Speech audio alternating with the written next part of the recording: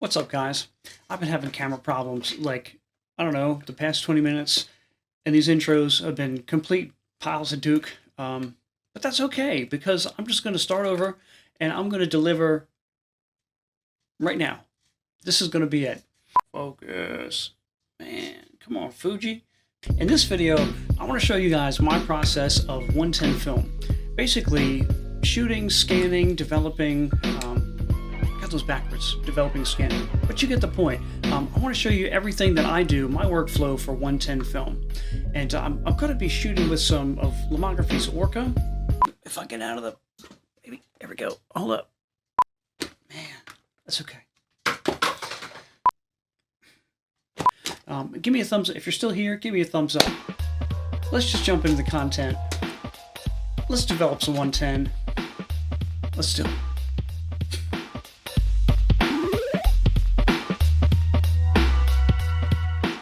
Alright guys, we want to get our chemicals mixed up and ready to go. And the developer we're going to use is Kodak D76. First thing we want to do is pour 2 liters of water into the pot, and we're going to heat that up to about 125 degrees. When the waters come up to temperature, we can go ahead and we can mix in that D76 powder. I would mix everything up for about a minute or so. You just want to make sure that it's fairly well dissolved. When that's good to go, you can pour that right into the gallon jug. Then we're going to add in another 800 milliliters of water, but temperature doesn't matter here. Now, it's worth mentioning that there are other ratios that you can mix up with D76. We're mixing a stock solution here, but you can also do 1:1 or 1:3, but changing up the ratio is going to kind of yield different results on your negatives and affect your times as well.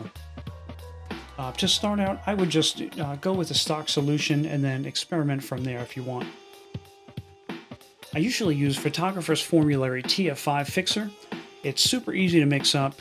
All you need to do is just take 1 bottle of the TF5 Fixer, and you're going to mix that in with 3 liters of water, and that's going to make a 1-gallon solution. The specs say that you can get at least 20 rolls of film out of this mixed up fixer solution, but to be honest, I've pushed it way past that. And when I'm not developing, I like to store my chemicals in a dark closet when they're not in use.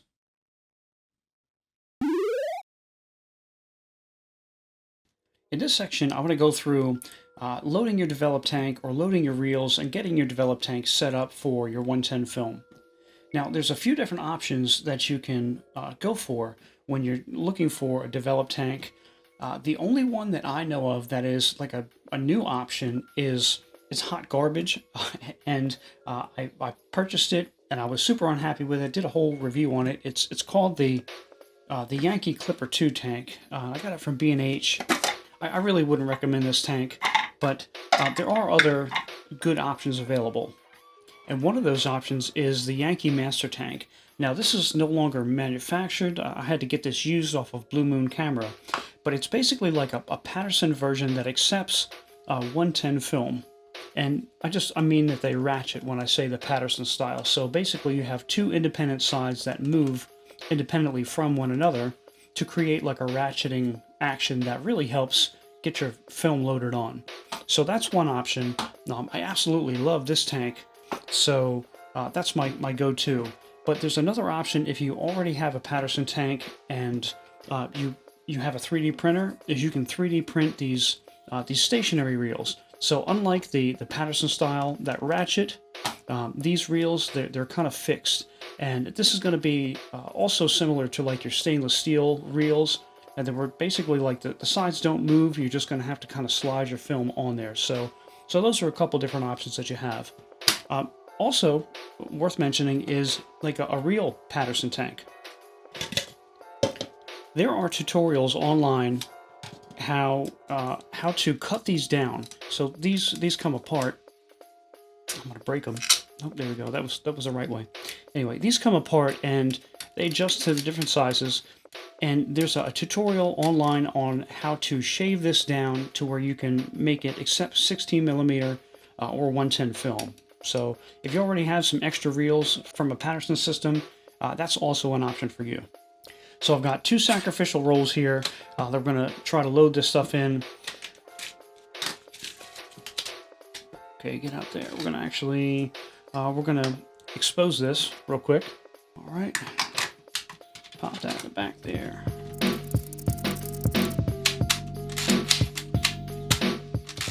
Okay, so we've exposed all 24 frames, and now I see an X. So there's an X and an arrow. We're going to advance it. I'm going to try to catch it. So I'm not going to advance it all the way. I'm going to advance it enough to where I think that most of the film has been taken up into the other side. And then I'm going to open this up and hope that there's a little bit of a tab left over. And there is. Perfect. Pull that and then bam. So we've got our little tab. So this is in the dark, of course, because if you do this in the light, any wonderful award-winning pictures that you've taken have now evaporated into the ether of, they're gone. So what we're going to do, lights are out, obviously. You just take it and then gently pull it out. So we're still in the dark here, and we're going to basically take the end. We're going to line up. There's 2 notches here. You're going to slide this in. There's a little ball bearing on the inside there. Just slide that in like that. So after that ball bearing catches in there, when you advance this, and I like to try to kind of take my pinky and just kind of pull it away so it's nice and flat. It doesn't get bound up as you're advancing the ratchet until it's completely on the reel. And like I said, initially, this is kind of fiddly, but once you get the hang of it, especially being in the dark, it can, be tough at first.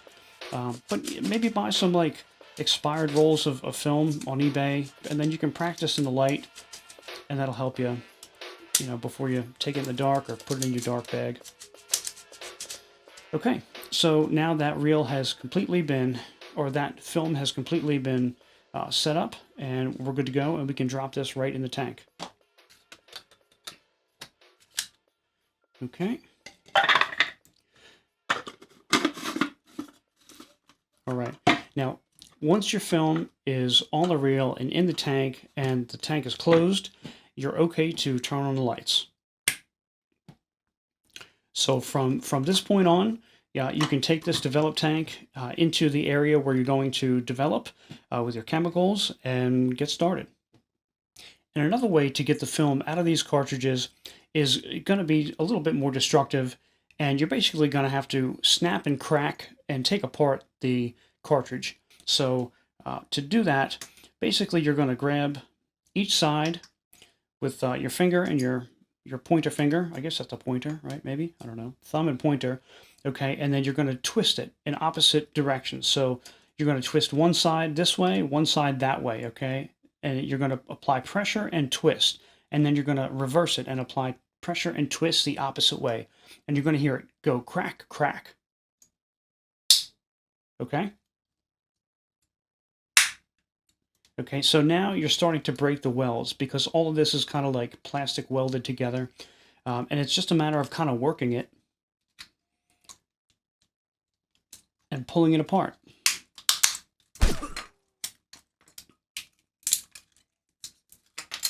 Man, so this is proving to be a problem. Imagine if I was in the dark. Okay, so we have a big fat fail. All right, so this should have, and this is actually a really good example of sometimes doing this sucks, and you get cartridges that are like Fuji and Kodak cartridges. They're welded together a little bit better. So in this case, we're just going to have to pull it out like we did the first roll, and just hope for the best.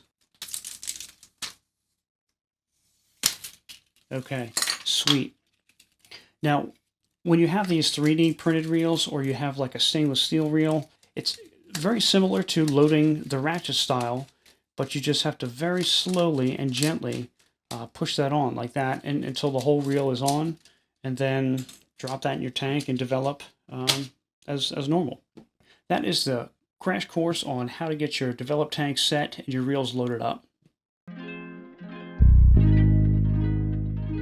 In this section, I'm going to take you guys through my process of developing Lomography's Orca, and I'm going to go through everything step by step and show you what I do, but I'll also list everything down and all the procedure and whatever in the description. So if you guys need like anything written out or you need to reference anything, it'll be in the description as well. So what we're going to need is, we'll need 3 600 milliliter measuring cups, a 10 milliliter measuring tube, a thermometer, your developed tank loaded with film, a mixed up gallon of D76, a mixed up gallon of TF5 fixer, and some Kodak photo flow solution. You'll want to take a look on your developed tank and see just how many milliliters you're going to need to completely submerge your film. If I'm developing a film that I don't do often and I don't already have the times and temperatures on hand, I'll usually check the Digital Truth website to search for different develop times. After checking on the massive dev chart for some times for Lomography Orca with D76, I didn't find any for a stock solution. They did have some listed for D76 at a 1:1 solution, which isn't going to work for us. But I remember seeing on a David Hancock video that he did on Lomography Orca, somebody had commented that Orca is just a rebrand of Orwo's UN54. So I looked that up, and sure enough, actually they had some times for D76 at a stock solution with UN54. They had that listed at 68 degrees for 5 minutes and 30 seconds, so that's what we're going to go with. First thing that we're going to want to do is we want to pre-soak the film for about 5 minutes at whatever developed temperature we have. So for us, it's going to be 68 degrees. Then let's set our timer for the developed time of 5 minutes and 30 seconds. And once the pre-soak is all finished, that gets dumped down the drain and our developer gets added into the tank. When we add in the developer, we go ahead and start the timer, and once a minute, you're going to want to gently agitate the tank for about 10 seconds with the spin rod. Alternatively, you can, if you have a cap for your developed tank, you can use inversions, but only a few inversions, to equal about 10 seconds out of the minute. You want to do this for the entire 5 minutes and 30 seconds, each minute agitating for that 10 seconds or just a few inversions. When there's about 1 or 2 minutes left to go of development, I like to start the water, and you don't want to add any more water to the tank, but I just want to start to run the water and get the water temperature to about 68 degrees or whatever developed temperature you're developing at. And what we're going to do is we need this running water as a water stop, so that when we drain our developer, when our develop time is over, we're going to fill up our developed tank with water as a water stop, which will help dilute and stop the developer, but it's also going to rinse out the developer and help extend the life of your fixer. Next, I'll set my timer for 5 minutes and I add in the fixer.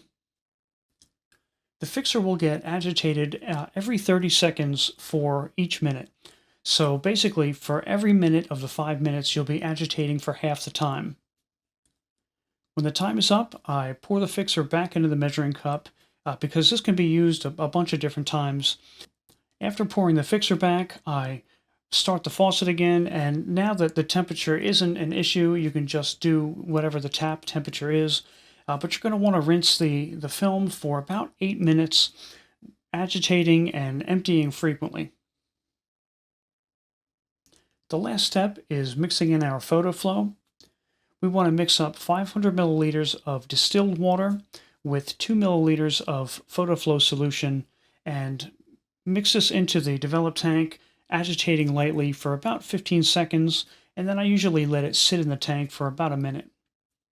And now for the great reveal, you can take your negatives out of the developed tank, and we're going to hang them up to dry for a couple hours.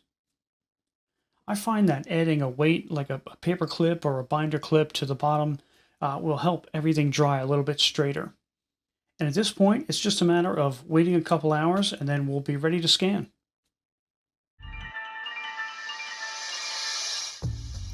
I only use a few items to scan my film.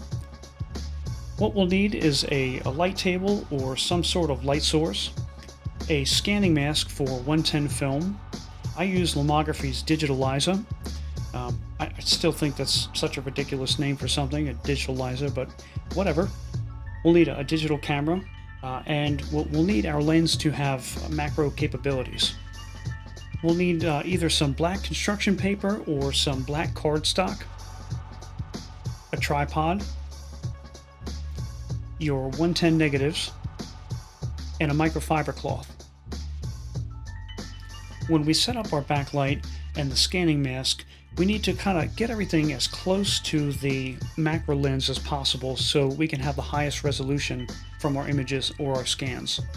The black cardstock is used to block reflections from the frame of your scans, and I learned this the hard way. On the first time I had a setup like this, I was scanning everything, and then when I went to input and check my images, I saw that I had a reflection of the camera in the scans. I put together this hack and it's worked wonderfully.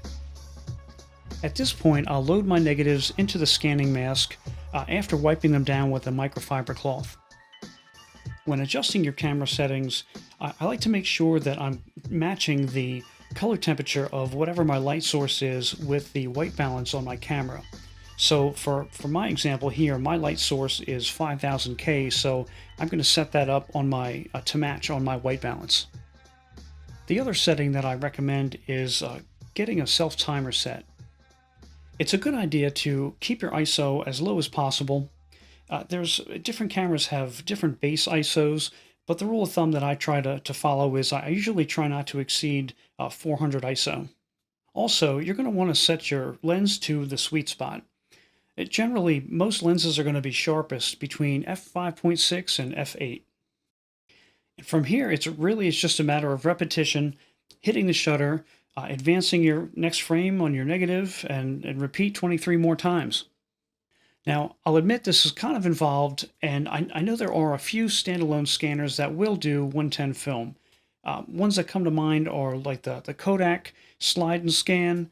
There's a Minolta scanner. Wolverine, I think, has a few as well. And there's some others that I've seen, but I've heard kind of mixed reviews on all of these scanners, and I've just been hesitant to drop between 150 to 200 bucks on, like a small scanner with varying quality. So, I don't mind the extra work.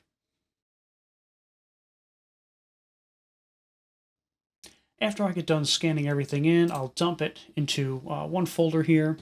Then I'll take all of these and I will open them up in Photoshop. I'm just going to open one for the sake of showing you guys, what I do. But then I'll open them up and I invert and crop them here in Photoshop before transferring and uploading them to Lightroom. To invert this image, we're going to invert, then we're going to crop. So invert, if you hit Control or Command I, is going to be a shortcut. That'll create a positive of your image. C is going to crop. You'll want to have a 4:3 ratio. That's going to be standard for 110. And then get this positioned in like that. You don't have to be exact. I'm not exact. I just get it kind of close. And then I do the fine adjustments in Lightroom. So I just get it kind of close enough, hit enter, and then I will save it back to this folder here. I will basically convert everything. I'll invert and crop all these, resave them to this folder here, and then I will import them into my Lightroom library. Now, while that's really not that many steps to do to invert and crop everything, to speed it up just a little bit, you can create an action. So let's do that now. There's an Actions panel in Photoshop. You just open that up. We're going to open a file up here. Okay, so here's our file. So we're going to create a new action. We're going to call this 110 invert crop. Hit record. Now, everything you do from this point is going to get recorded to the action. So we're going to try to be as efficient as possible. We're just going to go through the same process. Control I is going to invert it. C is going to crop. Make sure it's a 4:3 ratio. Bring that in. Again, it doesn't have to be exact because you can just make your adjustments later. Hit enter. hit stop, and your action has been created. So I basically go through to all 24 exposures here. I invert them, I crop them, and I will save all of those converted files to the same folder. And then I import those and add them to my Lightroom library where I'll make any final adjustments. After getting everything imported, I like to look at the images and just try to evaluate them and kind of see how I feel, about them. Is it a good exposure? Do I like the contrast? And after looking at these images, I kind of feel like the contrast is a little bit lower than I'd like it, and the exposure is maybe just a little bit underexposed. And it's good to evaluate your images, especially like in this case, it's the first time that I'm developing Orca in D76. So I can kind of like, say to myself, what might I do differently next time? And I know, so I shot these on my Rollei A110, which I've been having issues with that camera underexposing. So that could be an issue. But also if, the contrast or the lower contrast could be due to the development time being maybe a little bit shorter than it should be. So those are kind of two things that I would look at maybe tweaking. Would be maybe extending the development time just a little bit to kind of bring up the contrast, and then making sure the next time I shoot Orca and develop it, I'm going to run it through my Pentax Auto110, which I know is exposing properly, so I can kind of have a baseline there. My process for archiving my 110 film negatives is generally I'll keep them in a 35mm container, kind of rolled up like in an empty container here, and I let them sit for just a little while. I don't, after I'm done scanning them, I don't archive them right away. I know different people do it different ways. I like to have my negatives kind of sit and be out of mind for a little while, so I can kind of come back to them and have more of like a removed opinion on them. You know what I mean? So I want to be able to look at them at a different time, so I kind of remove some of the emotion from shooting that, those couple images, to think, okay, is this something I really want to keep? And then if it makes the cut from there, then I'll put it, I have a binder here where I have all of my negatives and I keep them. So basically I will use some 35mm sleeves, and you can double them up too. So here, so this is a good example. This is a 35mm sleeve, and you can double them up and fit two in one sleeve, but I like to, I don't know, I like to put them in here so I can see them nice and easy. But yeah, and once they make the cut, they go in and they get archived, and that's pretty much the deal until, if I want to print them or I want to rescan or whatever I want to do. That's how I handle archiving my negatives.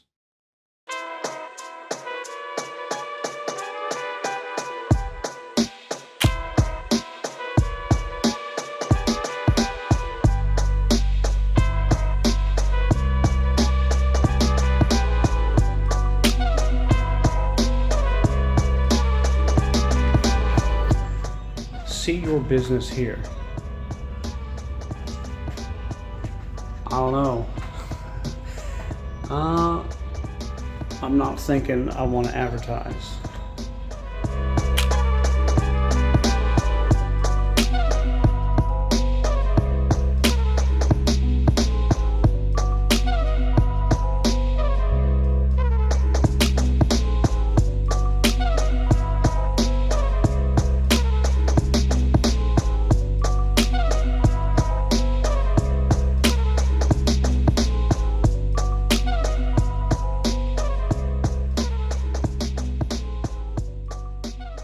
So after evaluating the images, I kind of felt like they were a little bit underexposed, and I wasn't sure, was it due to the camera?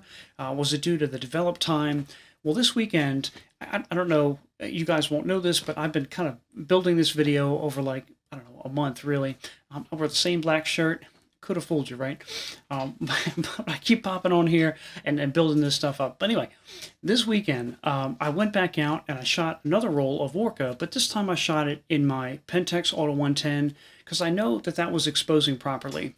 And instead of developing for 5 minutes and 30 seconds, this time I bumped up the develop time to 6 minutes and 30 seconds. And while the images I came away with on this second roll look better. They're a little more contrasty. They're a little bit brighter. I still feel like there's a little bit of underexposure, and I think I'm going to have to mess with the develop time. So while 6 minutes and 30 seconds is better, and totally usable too, because you could just pop those in a Lightroom and tweak them, and they're fine. But they're not perfect, and I think what I'm going to do is I'm going to shoot nothing but like a test roll, and then maybe take that test roll and find like a good, I don't know, like bracket some develop times, and just kind of see with the same shot, how everything kind of looks at different times. So I think that'll be in the future. If you guys want me to record that and kind of make that into a video or something, let me know. But I think that's kind of where I'm at. Like I've developed this now twice, and I'm thinking it's not perfect, and I kind of want to build on what I have. So yeah. But I'll share those images from the second roll. I was pretty happy with these images that I came away with. I was, like sometimes you go out and like the photo gods are with you, right? And you just nail some good ones. And I think I had, I had some luck today. So I'll show you guys those.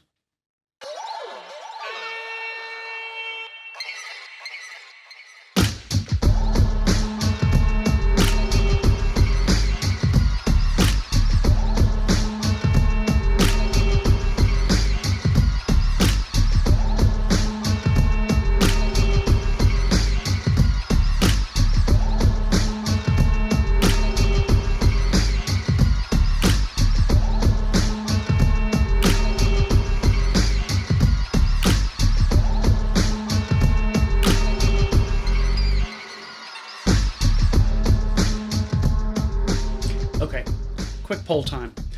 Is it a cartridge or a roll? 110 film. Is it a 110 cartridge or a roll of 110? Personally, I struggle with this, and I kind of flip-flop, and I go back and forth, and I don't know. I just want to, what do you guys think? Because hear me out. It's a cartridge, right? Literally, it's a cartridge, but inside the cartridge, it's a roll. So, like, I don't know. What do you think? It's always bothered me. Okay, so I need I need a consensus. Where are we at here? Okay. Anyway, I kind of went off on a tangent. I wanted to mention some other stuff that I don't necessarily use every time in my workflow, but it's probably worth mentioning anyway. And that would be reloading cartridges and changing the ISO. Now, you totally can reload 110 cartridges, and it's kind of like the process is really, it's involved and outside of the scope of this video. And I did do like a step-by-step video, which I'll link at the end if you guys are interested. But basically, like in a nutshell, you're ripping down or cutting down larger films like 35 millimeter and 120 to fit them in old 110 cartridges. And I think it's kind of fun. Like you can rip down Portra, and whatever film you want, really, and just pop it and shoot it in these 110 cameras. And I find that kind of fun, and I think it's kind of cool. But so there's that. And then also it's worth mentioning about changing the ISO. So some 110 cameras can basically read like a high and a low speed, which are about like 100 and 400 speed film. And to do that, it's really super simple. Like if you're looking at the back of a cartridge of or a roll, what is it? If you're looking at the back of the cartridge, it will be on the right side. There's a little plastic tab. All you need to do is just basically cut that tab halfway up, and then if your camera can read that different speed, that'll allow it to do that. So yeah, while I don't do this every single time, reload or change the ISO, it's definitely something that I don't know, I incorporate, and I think worth mentioning. Now, for the sake of keeping this video kind of watchable, I didn't mention anything about my process for printing 110 in the darkroom, but I am excited because I found this. It's a 110 film carrier for my Omega Enlarger, and I've been searching, I don't know, maybe a year or so, and just, I don't know, happened to pop open eBay, and sure enough, there was actually a couple. It went from like none to like a couple. And the enlarger that I have, the Omega, it was in a lot of schools, so occasionally you'll see a whole bunch of stuff get dumped on eBay, and I just happened to catch one of those dumps, and yeah, I paid $30 for it. It's in like great shape. So I'm kind of excited to get in the darkroom and print some of these 110 images. So that's pretty much what I'm going to be doing tonight. I want to run through and, you know, try to print off some of these negatives. And I don't know, if you're still here, thanks. This was like, I think, a super long video. And, you know, for everybody who hung in and, you know, watched the whole thing, you know, you're a pal. You know what I mean? Thanks.